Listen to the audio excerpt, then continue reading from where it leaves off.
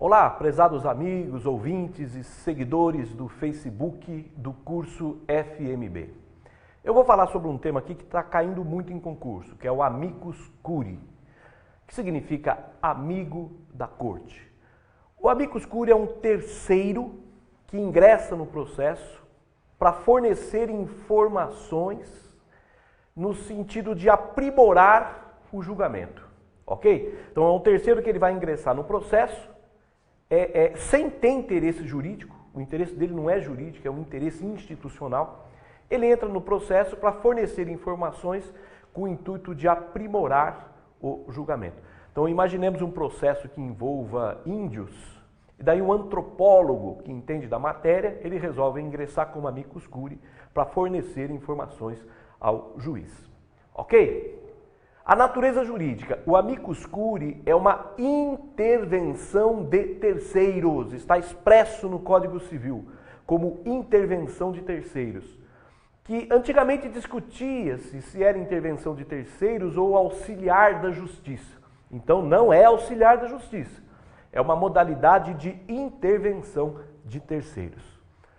Vamos lá, o amicus curiae, diz o artigo 138 do Código de Processo Civil, amicus curiae é cabível em qualquer processo, seja processo individual, seja processo coletivo. Então percebam que mesmo num processo individual é cabível o ingresso do amicus curiae.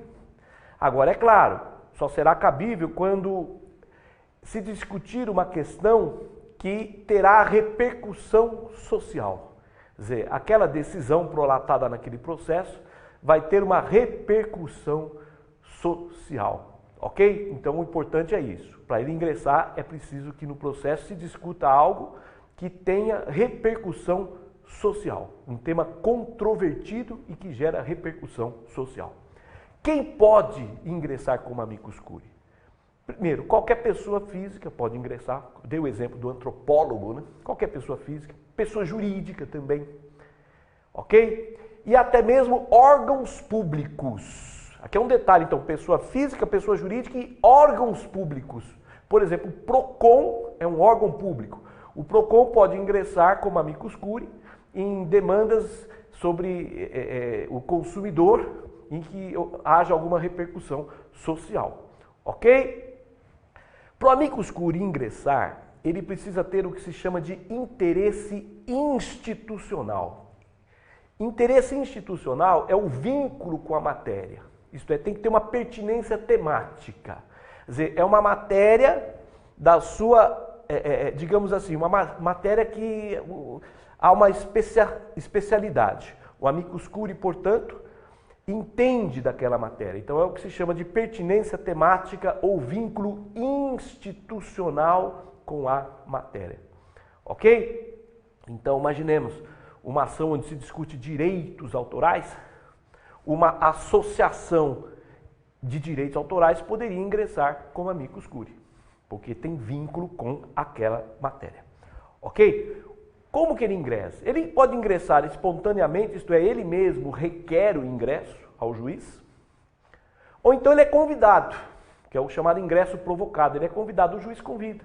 Ou se o processo está no tribunal, o desembargador, o ministro convida, ok? Então ele pode requerer o ingresso por iniciativa própria, que é a intervenção espontânea, ou então ele ser convidado, que é a chamada intervenção provocada, ok? Da decisão que admite ou não o ingresso do amicus curiae, então quando ele vai pedir para ingressar, da decisão que admite ou não, não cabe recurso, é uma decisão irrecorrível, ok? Então se o juiz admite ou não admite, não cabe recurso dessa decisão que admitiu ou não admitiu o amicus curiae, ok? E o juiz que vai fixar os poderes que o amicus curiae terá no processo. Da decisão que admite, o juiz deve fixar os poderes que ele vai ter no processo, ok? Bom, o amicus curiae, ele precisa de advogado? Resposta, não. Amicus curiae não precisa de advogado, ok? Salvo para recorrer, Ok? Então ele não precisa de advogado, salvo para recorrer. Só que acontece o seguinte, via de regra ele não pode recorrer. O amicus curiae ele não pode recorrer. Ele só pode recorrer em duas hipóteses. Quais são as duas hipóteses que ele pode recorrer? Ele pode entrar com embargos de declaração, ok?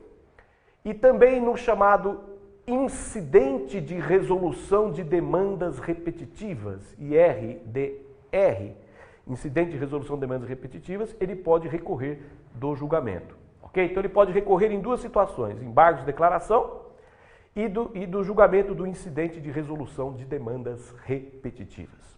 Para recorrer, ele vai precisar de advogado. Ok? Muito bem.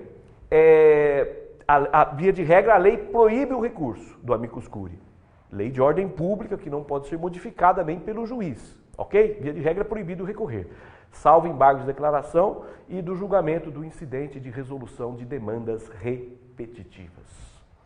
Ok? E também o amicus curiae, para fazer sustentação oral, ele vai precisar de advogado também para fazer sustentação oral. Ok? Via de regra, o ingresso do amicus curiae é facultativo. Mesmo quando a lei prevê o seu ingresso, é facultativo. Ele ingressa se ele quiser. Então tem algumas ações que a lei prevê especificamente o ingresso, que ele pode entrar em qualquer ação, ok? Mas tem algumas ações que a lei prevê especificamente. Por exemplo, no incidente de resolução de demandas repetitivas, a lei prevê o ingresso, artigo 983 do Código de Processo Civil.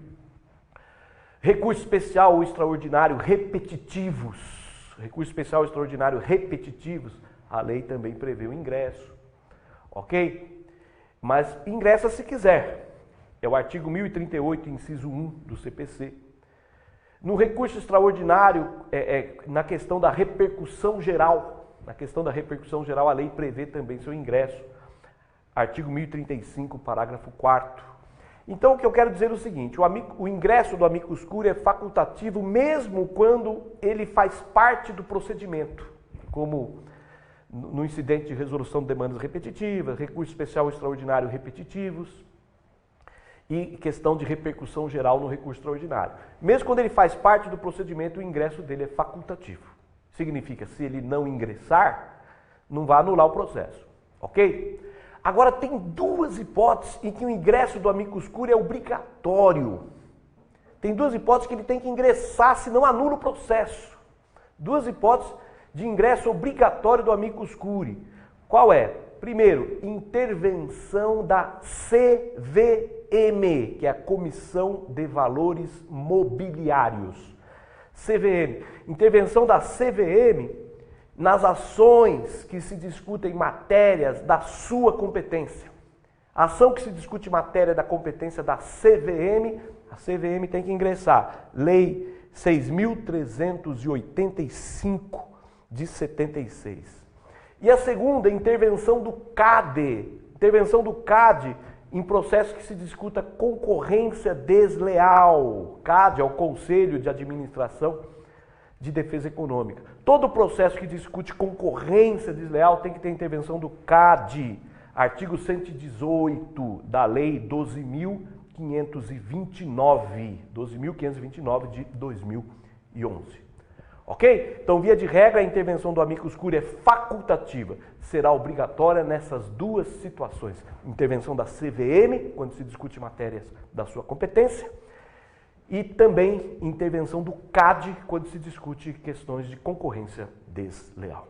Ok? Bom, é isso, basicamente as noções básicas aí sobre amicus curiae, né? Lembrando que eu tenho meu livro de processo civil, quem quiser se aprofundar mais sobre o assunto. E também falar um pouquinho dos nossos cursos para magistratura e Ministério Público, Defensoria Pública e Procuradorias, que nós temos excelentes cursos aqui pela internet, ok?